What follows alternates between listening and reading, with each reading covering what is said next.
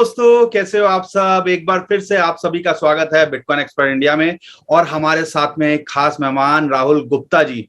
और हमने दोबारा से इनको परेशान क्यों किया है, उसके आपको टाइटल से भी पता चल गया होगा, थंबनेल से भी पता चल गया होगा कि हजारों लोगों को इनकम टैक्स के नोटिस आ रहे हैं। और अभी रिसेंटली वालों के नहीं आ रहे हैं, 5-5 साल पुरानी ट्रांजैक्शन को लेके भी टैक्स के इश्यूज आ रहे हैं और नोटिस आ रहे हैं क्रिप्टो करेंसी की, ये ट्रांजैक्शन करी, इसका जवाब दीजिए। तो ये सारे जो कंफ्यूजन है, और आने वाले टाइम के अंदर अगर आपको भी कोई नोटिस आता है तो उसके लिए कैसे आपको तैयारी करनी है, तो ये सारी चीजें हम डिस्कस करेंगे। क्योंकि एक आम आदमी से पूछना या एक आम आदमी के बहुत सारे सवाल होते हैं, तो कोई एक्सपर्ट ही उसके बारे में अगर बताए तो ज्यादा बेटर रहता है। और इसके लिए हमने दोबारा से इनवाइट किया है राहुल गुप्ता जी को। राहुल गुप्ता जी, स्वागत है आपका। कैसे हैं आप? शुक्रिया पंकज जी, बहुत बढ़िया। आप बताएं कैसे हैं? Thank you so much sir. Rahul ji, सबसे पहले तो मैं जो पूछना चाहूंगा ना, 2-3 इंपॉर्टेंट बात है कि देखो, अभी जो जो क्रिप्टो को लेके इतनी हाइप हुई है, रेगुलेशंस की बात हो रही है, टैक्स लगा दिया है, लेकिन जो इनकम टैक्स डिपार्टमेंट है वो 5-5 साल पुरानी जो ट्रांजैक्शन है उनको लेके जो है नोटिस भेज रहा है। और एक दो को नहीं आए हैं, हमारे सामने भी कई ऐसे लोग आए हैं जो नोटिस के अंदर, जिनको ये जो है नोटिस आए हैं। और आई एम श्योर कि आपके पास में भी कुछ केसेस आए हैं, जैसा कि मुझे पता चला है। तो ये नोटिस आते क्यों हैं और ये अभी तक क्यों आए हैं, सबसे पहले ये समझना चाहूंगा मैं। देखिए, डिपार्टमेंट क्या कर रहा है। डिपार्टमेंट जैसे हमारा पहले टाइम का डिपार्टमेंट होता था, इनकम टैक्स डिपार्टमेंट, अब वैसा बिल्कुल भी नहीं है। They have all their software, उनके पास बहुत सॉफ्टवेयर हैं जिससे वो डाटा को सारा एक्सेस कर रहे हैं और निकाल रहे हैं डाटाबेस कि किस किस बंदे ने सबसे पहले। उनका टारगेट वो है जो आईटीआर भरते ही नहीं है, जो आईटीआर भरते ही नहीं है लेकिन क्रिप्टो में ट्रांजेक्शन कर रहे हैं। अगर आप इनकम टैक्स की रिटर्न नहीं भर रहे हैं तो मैं ये मानता हूं कि आपकी कोई इनकम ही नहीं है, या आपकी इनकम 2.5 लाख या 5 लाख के स्लैब से कम है। लेकिन वही चीज अगर क्रिप्टो के अंदर आपकी इन्वेस्टमेंट, अगर मुझे रिकॉर्ड में आ गया कि आपने ट्रांजेक्शन करी हुई है 25 लाख रुपए की, तो डिपार्टमेंट क्या कर रहा है, आपने 2 लाख के अमाउंट को 10-12 बार अगर सेल परचेज किया तो डिपार्टमेंट उसको टोटल कर रहा है कि आपने 25 लाख रुपए की क्रिप्टो में इन्वेस्टमेंट किया है। परचेज कॉस्ट आपको जस्टिफाई करनी है कि आपने कितने कितने की किस डेट पे परचेज किया है। ये मैंने अपनी वीडियोस में पहले भी बताया है कि दोस्तों, आप ये मत समझिए कि आप प्रॉफिट नहीं निकाल पा रहे हैं तो डिपार्टमेंट भी नहीं निकाल पाएगा। डिपार्टमेंट आपसे मांगेगा आपकी परचेज कॉस्ट। तो अब मैंने जिन जिन बंदों को नोटिस आए हुए उनको ये बोला है कि आप अपनी परचेज कॉस्ट जस्टिफाई कीजिए। डिपार्टमेंट ने सेल तो आपकी उठा ली 25 लाख रुपए।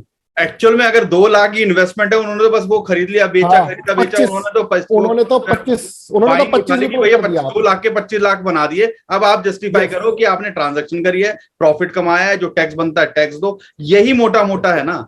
अब बहुत सारे लोग इसके अंदर डरते हैं कि टैक्स का नोटिस आएगा, इस बारे में हम आगे बात करेंगे, तो हमें जेल हो जाएगी या बहुत सजा मिलेगी, या एक्चुअल में क्या होता है, या डरने की बात होती है कि नहीं, वो हम अब जो है जरूर पूछेंगे। क्योंकि एक बहुत इंपॉर्टेंट सवाल है, क्योंकि सबसे बड़ा सवाल यही होता है कि लोगों को ये डर लगता है अगर नोटिस आ गया तो पता ही नहीं, पैरों के नीचे से जमीन खिसक जाएगी, क्या हो जाएगा उसको, क्या अगर नोटिस को कैसे जवाब देते हैं या क्या होता है अल्टीमेटली, वो समझने की कोशिश करेंगे। लेकिन अभी जो करंट सिचुएशन में मैं बात करना चाहता हूं, जो अभी केसेस आ रहे हैं, ये दो एक एक एक जो है ना परसेप्शन सी बन रही है कि इनकम टैक्स डिपार्टमेंट, जैसा कि लोग हमें बोल रहे हैं, हम श्योर नहीं है इस चीज को लेके, कि भैया किसी ने अगर 50,000 का बिटकॉइन 2017-16 में बाइंग करी है और उसने कहीं पे दिखाया नहीं है कि सेल नहीं की है, और आज वो 30 लाख का हो गया है, तो भैया वो डिफरेंस है उस पर टैक्स लेने के लिए। तो क्या ये कैलकुलेशन की वजह से इनकम टैक्स के नोटिस आ रहे हैं?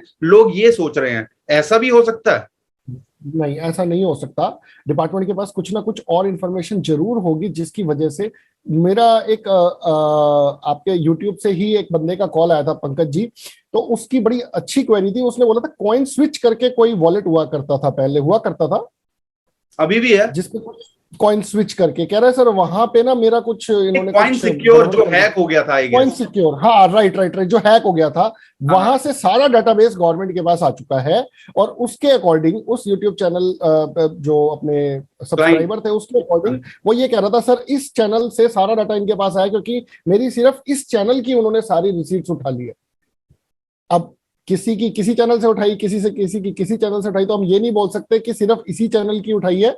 हम लोग ये मान के चलते हैं वो सारे चैनल्स की उठा रहे हैं और हमें अपनी कंप्लायंस पूरी करनी है। अगर हम अपनी सेल और परचेज को अगर हमने इनकम टैक्स रिटर्न में दिखा रखा होगा तो हमें निकलने में बहुत ही आसानी रहेगी अपने नोटिस में। सपोज अगर 25 लाख की मैंने सेल करी है और 24 लाख की मैंने परचेज की हुई है, अगर मैंने अपनी इनकम टैक्स रिटर्न में 2016-17 की में ये दिखा दिया होता, या जिस भी साल में मैंने जितने जितने अमाउंट की होती ट्रांजैक्शन वो सब दिखा दी होती, तो ये नोटिस शायद आता ही नहीं। अच्छा, ये नोटिस इसलिए आ रहा है कि हमने जो है बताया ही नहीं और जो है बैंक के थ्रू ट्रांजैक्शन करी है। यस, ये आया ही इसी वजह से है क्योंकि डिपार्टमेंट दो सॉफ्टवेयर को मैचिंग करता है। हाँ, अगर वो मैचिंग हो गई, सेल की मैचिंग होती है, परचेज की मैचिंग नहीं करता डिपार्टमेंट।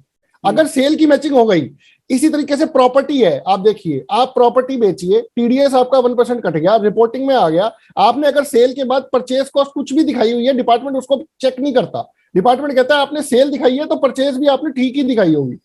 लेकिन जो बंदे सेल को ही छुपा लेते हैं, डिपार्टमेंट कहता है हम उनको पकड़ेंगे पहले। तो यहाँ पे एक यही चीज निकल के आ रही है कि अगर आपने इस केस के अंदर मैं एक और चीज पूछना चाहूंगा। बहुत सारे लोगों की हमारे पास क्वेरी आई थी इसको लेके कि भैया आपने जो है, अब अमूमन क्या होता है, शुरुआत में 2016-17 की बात करें, बिटकॉइन 50,000 रुपए के आसपास होता था। अब लोग वहां ट्रांजैक्शन करते थे और उनको क्योंकि टैक्स लैब में आते नहीं थे तो कई लोगों ने टैक्स भरा भी नहीं है, और अगर आते भी होंगे तो टैक्स भरा होगा, उन्होंने वहां डिक्लेयर नहीं करी होगी दिखा के, उन्होंने बस दिखाया इनकम हो रखी है। तो क्रिप्टो करेंसी की ट्रांजैक्शन की तो तब भी अवेयर इनकम टैक्स डिपार्टमेंट के पास तो आएगी नहीं ना, डिक्लेयर कैसे करेंगे? सर डिक्लेयर तो करना था ना आपने। अगर आपका स्टे इंडिया के अंदर 182 दिन या उससे ज्यादा है तो आपकी ग्लोबल इनकम टैक्सेबल है। आप समझो मैं क्या कहना चाह रहा हूं। मान लो किसी का 5 लाख रुपए की आईटीआर है, एक एग्जांपल लेता हूं, 5 लाख रुपए की किसी की आईटीआर है और वो टैक्स भर रहा है, ठीक है, जो उसकी इनकम हुई है, जो उसने बैंक में एंट्री ली है। ये एक दो क्वेश्चन क्वेरीज हमारे पास आई थी। अब उसने तो वहां टैक्स भर दिया ना अपने हिसाब से। अब उसने वहां पे डिक्लेयर नहीं करा क्रिप्टो को, तो ये जरूरी था उसको डिक्लेयर करना या नहीं करना से भी चल जाता है। आज की डेट में जो वैल्यू होगी आज के हिसाब से वो टैक्स भर देगा।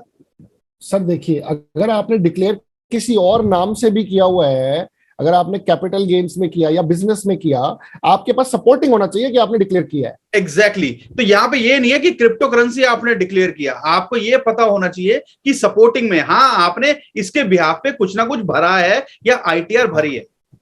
आप ये कहना चाह रहे हो? तो सबसे पहले अगर आप क्रिप्टो करेंसी में ट्रेड कर रहे हो, अगर आपने आईटीआर नहीं भरी है तो, और ज्यादातर जो हमें केस सुनने में आ रहे हैं वो ज्यादातर वही है राहुल जी, जिन्होंने आईटीआर भरी ही नहीं कभी और बैंक में पैसे लिए अच्छे। आपके हिसाब से क्या ऑब्जर्वेशन है? नहीं, ऐसे बंदों को भी नोटिस आ चुके हैं जिन्होंने आईटीआर भरी हुई है ऑलरेडी, ठीक है। ऐसा नहीं है कि सिर्फ उनको ही आ रहे हैं जिन्होंने आईटीआर नहीं भरी है, लेकिन जिन्होंने आईटीआर नहीं भरी है उनके चांसेस बहुत ज्यादा है आने के, क्योंकि हजारों के तादाद में आए हैं, सुनने में आ रहा है जो इस टाइम पे नोटिस आए हैं। अच्छा, यहाँ पर एक तो ये चीज है, अगर आपके पास नोटिस आ गया है तो हमें करना क्या चाहिए? और मान लो कल को फ्यूचर में किसी के पास नोटिस आता है तो क्या स्टेप रहते हैं? क्योंकि सबसे बड़ी जो बना हुआ है ना, लोगों को पता लगता है कि भैया इनकम टैक्स के छापे लग जाएंगे और एकदम से हमारे पास में रेड हो जाएगी, हमें जेल हो जाएगी। ये सब चीजें होती हैं क्या? ये क्या होता है एक्चुअल में? अगर इनकम टैक्स नोटिस आता है तो प्रोसेस क्या होता है? क्योंकि हर चीज का एक प्रोसेस होता है ना, तो इसमें क्या छापे पड़ते हैं, क्या होता है? बहुत सारे लोगों की ये कॉमन क्वेरी है और आई नो, मुझे पता है सारी चीजें, लेकिन आपकी तरफ से अगर मैं जानना चाहूंगा तो हमारे व्यूअर्स और अच्छे से समझ पाएंगे कि एक्चुअल में प्रोसेस होता क्या है। देखिए, छापे ऐसे नहीं पड़ते सर। छापे जो इनकम टैक्स के छापे पड़ते हैं वहां पे कम से कम टैक्स इवेजन जो है 1 करोड़ रुपया कम से कम, जहां पे टैक्स का अमाउंट चोरी होता है, उस केस में छापा पड़ता है। और सेकेंडली डिपार्टमेंट के पास ये कन्विंसिंग एविडेंस होता है कि इस बंदे ने पक्का टैक्स चोरी करी ही करी है, सिर्फ उस केस में रेड होती है। अब रेड आप लोगों के केस में नहीं हो सकती क्योंकि डिपार्टमेंट को पता तो है कि आपने परचेज कॉस्ट कुछ तो है, लेकिन डिपार्टमेंट कहता है हम क्यों मेहनत करें, आप बताओ आपकी परचेज कॉस्ट क्या है। हमारे इंडिया का जो इनकम टैक्स है वो इसी तरीके से चलता है, सेल्फ असेसमेंट के बेसिस पे। आप बताओ आपके हिसाब से क्या प्रॉफिट है, क्या सेल है, क्या परचेज है। हमें नहीं पता आपकी क्या परचेज है। ओके। अगर मान लो मेरे किसी के पास नोटिस आ जाता है तो अगला स्टेप क्या होता है? मान लो इनकम टैक्स का नोटिस आ गया और बहुत सारे लोगों के आए भी हैं, हमारे साथ में कई लोगों ने शेयर भी किए थे, आपके पास में भी केस आए हैं, तो अगला स्टेप क्या रहेगा? रिप्लाई कैसे करते हैं उस चीज का? मैं बताता हूँ। देखिए, अगर नोटिस आया है तो पहली बात तो आपको पैनिक नहीं होना है, आपको एक अच्छे से कंसल्टेंट से कंसल्ट करना है, क्योंकि जितने भी नोटिस है वो फर्स्ट स्टेप पे ही खत्म हो जाए, क्योंकि जो डॉक्यूमेंट्स आपने फर्स्ट स्टेप पे जमा करा दिए वही डिपार्टमेंट आगे तक लेके जाएगा। अगर आपने फर्स्ट स्टेप पे गलत डॉक्यूमेंट जमा करा दिए तो वो आपके लिए बाद में बहुत बड़ी सिरदर्दी हो सकती है। तो उस टाइम पे आपको किसी अकाउंटेंट या किसी लॉयर या किसी और जिनको नॉलेज नहीं है उनके साथ आपको एसोसिएट नहीं होना है, जिसको ऑलरेडी टैक्सेशन की नॉलेज हो और जो डिपार्टमेंटल केसेस हैंडल करते हो। आपको ऐसे किसी बंदे के साथ, ऐसे किसी चार्टर्ड के साथ या ऐसे किसी लॉयर के साथ जिसको अच्छी नॉलेज हो, उसके साथ आपको एसोसिएट होना है, आपको उसको समझाना है। अगर आपको किसी भी स्टेप पे लगता है कि इसको नॉलेज नहीं है तो इमीडिएटली अपना कंसल्टेंट चेंज कर देना। मैं आपको बता देता हूं कि आपको चेक कैसे करना है कि वो कंसल्टेंट अच्छे से आपका काम कर पाएगा या नहीं कर पाएगा। आपने ये देखना है कि क्या वो आपसे परचेज कॉस्ट की कोई डिटेल मांग रहा है, कि आपने किस डेट पे कितने का परचेज किया, उसका कोई कन्विंसिंग एविडेंस है आपके पास, कोई ईमेल्स। जैसे मेरे एक क्लाइंट के केस में हम ईमेल्स की कॉपीज लगा रहे हैं जो आपकी वॉलेट से आती है, जब भी कभी परचेज होती है उसने अपनी सारी ईमेल्स को संभाल के रखा हुआ है। तो मुझे बहुत अच्छा लगा, उस बंदे ने एटलीस्ट इतना काम किया हुआ था। तो आज उसको इनकम टैक्स के केस में हम मोस्ट प्रोबेबली 5-10 हजार रुपए टैक्स देके छुड़वा लेंगे। लेकिन अगर हमारे पास डाटा नहीं हुआ तो क्या हमें वॉलेट सपोर्ट करेंगे?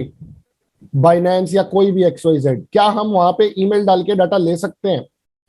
हम डाल तो सकते हैं, कुछ ना कुछ तो डाटा वो देंगे, ऐसी बात नहीं है अगर हम कोशिश करेंगे तो।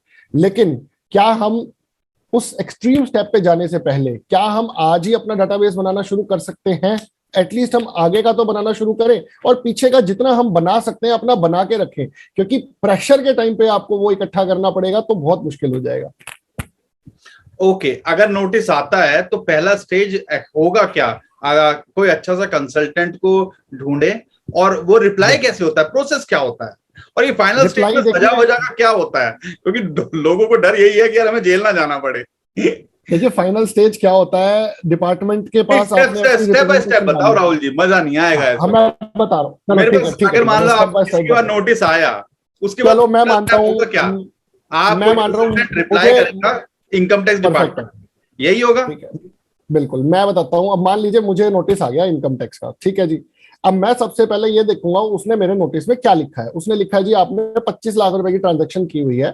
मैंने कहा ठीक है जी, 25 लाख की मैंने ट्रांजैक्शन की हुई है, 24 लाख की मेरी परचेज है। मैं वो परचेज की सारी detail date wise, time wise, कि ये डेट पे इस एक्सचेंज पे इतने बजे मैंने 2 लाख रुपए का ये खरीदा था, ये मेरा इस डेट का खरीदा हुआ है, ये मेरा इस डेट का खरीदा हुआ है, ये मेरी सेल वैल्यू है, ये मेरा प्रॉफिट है। Sales minus purchase is equal to profit. मैं वो बनाऊंगा, मैं दिखा दूंगा, देखो मेरा, हाँ बिल्कुल, मैं वो रिप्लाई में लिख के, और उसके साथ अगर मेरे पास कोई और डॉक्यूमेंट्री एविडेंस है, ईमेल्स वगैरह हैं, तो मैं एक सिंगल PDF में उसको स्कैन करूंगा और ऑनलाइन ही हमें जवाब देना है। फेसलेस असेसमेंट हो रही है। अच्छा, यानी कि फिजिकली नहीं जाना आपको, ऑनलाइन ही अपना रिप्लाई जो है सबमिट कर देना है। अगर मान लो सेटिस्फाई हो जाते हैं तो ठीक है, अगर वो सेटिस्फाई नहीं होते तो अगला स्टेप? तो मैं आपको बताता हूँ, तो वो मेरी डिमांड बना के दे देंगे, मुझे तब भी नहीं घबराना, कोई बात नहीं, बना के दे देंगे भैया तुम इतना टैक्स भरो। 25 लाख के ऊपर उसने 30% के हिसाब से मेरा टैक्स बना दिया, सपोज 7.5 लाख रुपए, ठीक है जी, ठीक है, जितना भी बनता है, जितना भी बनता है, ठीक है, भर दो आप, 12.5 लाख, हाँ उतना भर दो आप, ठीक है। अब अभी भी कुछ नहीं होगा, मेरे पास 30 डेज है। 30 डेज में मुझे CIT appeals, commissioner of income tax appeals के पास अपना केस डालना है।